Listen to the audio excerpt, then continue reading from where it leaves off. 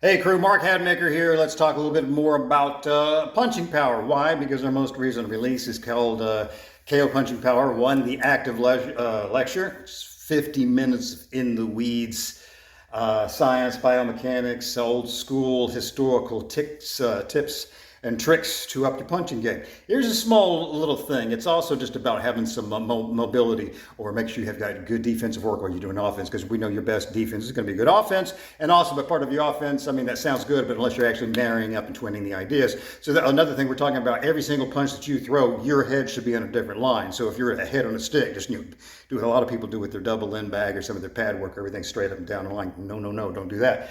The other way you can test this out is just on your heavy bag, whichever one you've got. Which one of this? This is a Century, ring size, Everlaster in the background. You're provided with a convenient label, or you also find where you've got your center seam. And what you can do with this is every time you start a punching combination, which should always be combinations, you don't punch in singles on a bag ever. You got time to throw one, you got time to throw two, and on, because we want rough and tumble boxing is about overwhelming movement. We're not dueling, we're not sporting, we're not looking for points. But anyway, back to either using the label or the center seam, or you can get yourself a thing of spray paint, just put a series of dots around there in different colors. What you're wanting to do with those, the seam, the label, the series of dots is whenever you're facing a dot or particular seam or label, wherever you start, as soon as that combination is done, you should not be in front of that same dot, that same seam, that same label. So there should always let you know you're juking and jiving and gone. Now, this isn't talking about head movement in the midst of throwing the combination. This is just some bare bones to make sure